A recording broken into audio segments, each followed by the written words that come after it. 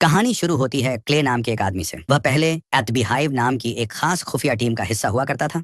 यह टीम अमेरिकी सरकार के लिए बहुत गुप्त और खास मिशनों पर काम करती थी, जिनके बारे में आम सरकारी विभागों को भी कुछ नहीं पता होता था। जब क्ले ने यह खुफिया टीम छोड़ दी तो उसने साधारण जीवन जीने का फैसला किया और सच में मधुमक्खियां पालने वाला बीकीपर बन गया। उसने मिसेस पार्कर नाम की एक बुजुर्ग महिला का गैरेज किराए पर ले लिया और वहीं शहद निकालने का काम करने लगा। मिसेस पार्कर एक रिटायर्ड स्कूल टीचर थी जो अकेली रहती थी। अब वह एक चैरिटी संस्था के लिए काम करती थी जो जरूरतमंद महिलाओं और बच्चों की मदद करती है। वह क्ले को गैरेज देने से बहुत खुश थी क्योंकि क्ले बहुत अच्छे दिल का इंसान था। एक दिन काम खत्म होने के बाद मिसेस पार्कर ने क्ले को रात के खाने पर बुलाया। खाने के बाद जब वह अपने लैपटॉप पर काम कर रही थी तो अचानक एक वायरस अलर्ट आया। उस नोटिफिकेशन में लिखा था कि उनकी हार्ड ड्राइव में वायरस आ गया है। साथ में एक फोन नंबर भी था जिस पर कॉल करने से वह अपना डेटा बचा सकती थी। मिसेस पार्कर ने बिना समय गंवाए उस नंबर पर कॉल कर दिया, लेकिन वह फोन सीधे एक साइबर अपराधियों की गैंग के पास गया। ये लोग खुद को एंटीवायरस कंपनी बताकर भोले भाले लोगों से उनकी सारी बैंक डिटेल्स ले लेते हैं और उनका खाता खाली कर देते हैं। जैसे ही मिसेस पार्कर ने कॉल किया, हैकर्स ने उनका कंप्यूटर हैक कर लिया और अब वे उनकी सारी बैंक जानकारी देख सकते थे।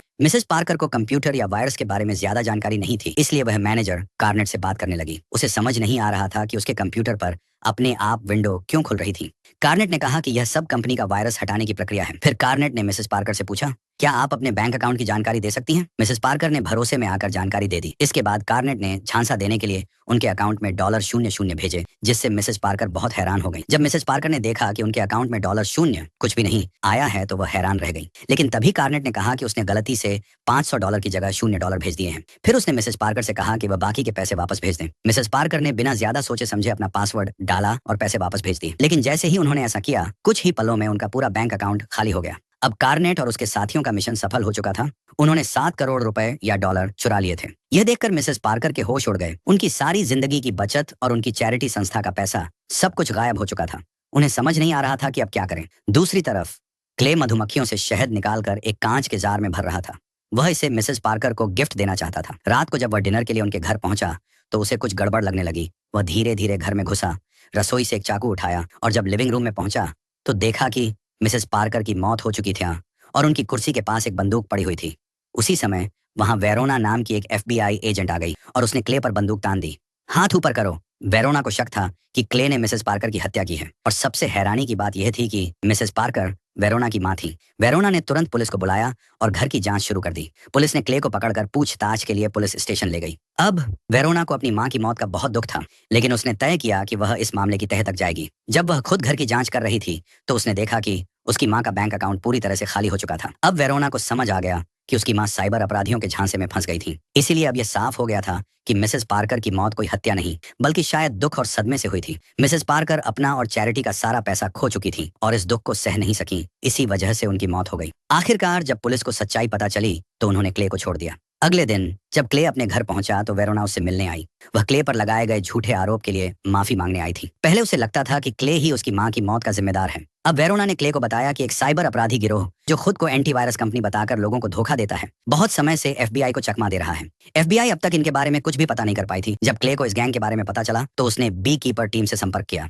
उसने तय कर लिया था कि वह मिसेस पार्कर को इंसाफ दिलाकर रहेगा, चाहे कुछ भी हो जाए। अब बी कीपर टीम तुरंत काम पर लग गई। उन्होंने हर तरफ से जानकारी इकट्ठा की और इस गिरोह के बारे में रिसर्च करने लगे। कुछ ही समय में उन्होंने कार्नेट की फर्जी कंपनी UDG के बारे में पता लगा लिया और सारी जानकारी क्ले को दे दी। अब क्ले की बारी थी। क्ले गैसोलीन से भरे 2 कैन लेकर सीधे UDG कंपनी के ऑफिस पहुंच गया। उसने बड़ी आसानी से सिक्योरिटी गार्ड्स को हटाया और सीधे कंट्रोल रूम में घुस गया। वहां उसने कुछ लोगों से सख्ती से पूछताछ की और फिर एक आदमी को जोर जोर से पीटना शुरू कर दिया, बस घूंसे पर घूंसे। फिर क्ले ने सबको चेतावनी दी, आज के बाद अगर तुम में से किसी ने भी किसी बेगुनाह का पैसा लूटा तो अंजाम बहुत बुरा होगा। इसके बाद उसने सबको कमरे से बाहर जाने को कहा।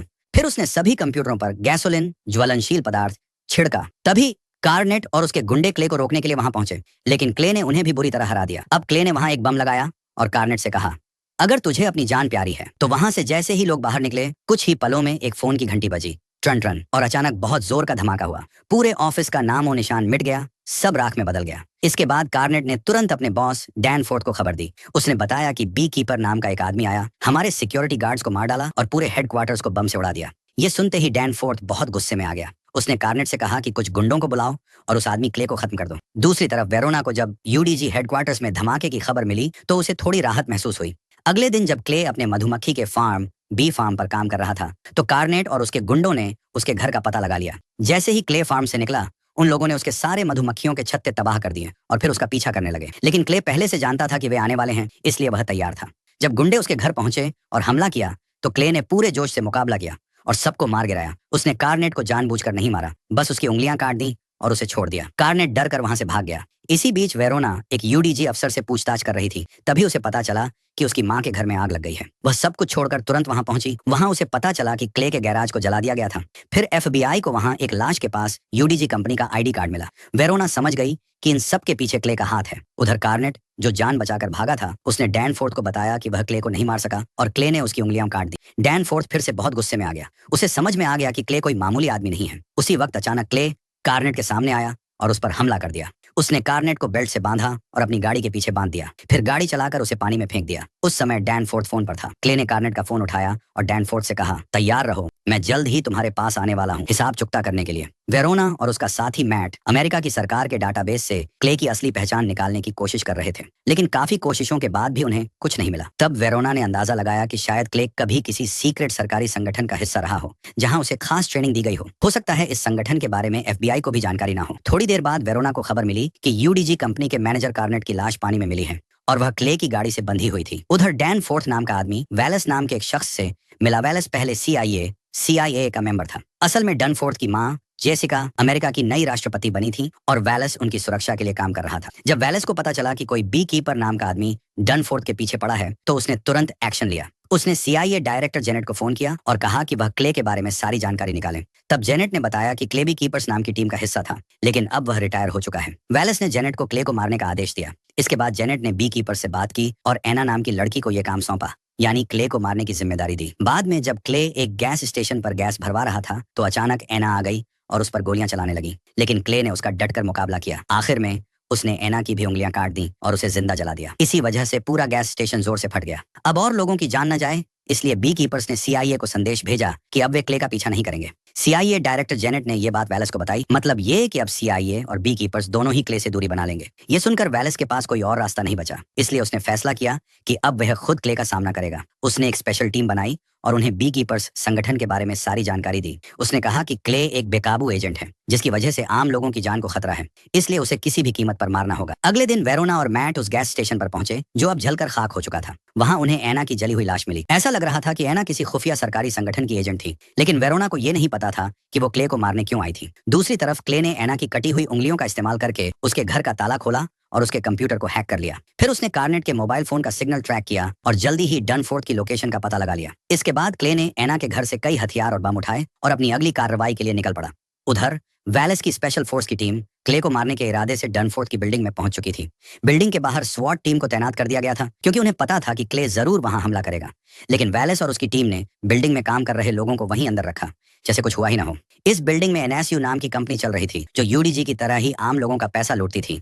कुछ ही देर में क्ले बिल्डिंग के बाहर पहुंचा और बिना देर किए स्वॉट टीम पर हमला कर दिया। वह इतना जबरदस्त फाइटर था कि स्वॉट का कोई भी जवान उसका सामना नहीं कर सका। आखिरकार क्ले बिल्डिंग में घुस गया और बड़ी चालाकी से वहां काम करने वालों की भीड़ में शामिल हो गया। लेकिन थोड़ी ही देर में स्पेशल फोर्स का एक सदस्य उसे पहचान गया और उस पर हमला कर दिया। इसके बाद बाकी सारे ऑफिसर्स ने भी क्ले पर गोली चलाना शुरू कर दिया, लेकिन क्ले ने अपनी ट्रेनिंग और ताकत के दम पर एक एक करके सबको मार गिराया। फिर क्ले NSU कंपनी के मैनेजर रिको के पास पहुंचा और उसे कंपनी के मालिक के बारे में बताने के लिए दबाव डाला। उसने कहा, बता मालिक कौन है? रिको डर गया और बोला कि कंपनी का मालिक बहुत ताकतवर है, इतना कि कानून भी उसका कुछ नहीं कर सकता। इस पर क्ले ने कहा, कोई भी आदमी इतना ताकतवर नहीं होता। क्ले ने साफ कहा कि जो लोग आम लोगों के साथ बुरे काम करते हैं वो उसके सामने टिक नहीं सकते। उसने कहा कि ऐसे अपराधी लोगों को वह जिंदा नहीं छोड़ेगा। आखिर में रिको ने डर के मारे अपने मालिक का नाम और पता बता दिया, लेकिन उसी वक्त वेरोना और उसकी टीम वहां पहुंच गई और उन्होंने क्ले पर बंदूक तान दी। फिर भी क्ले एक बार फिर वहां से भागने में कामयाब हो गया। थोड़ी देर बाद वेरोना और मैट को पता चला कि यूडीजी और NSU जैसी कंपनियों का मालिक कोई और नहीं बल्कि अमेरिका की प्रेसिडेंट का बेटा डैनफोर्थ है जो आम लोगों का पैसा लूट रहा था।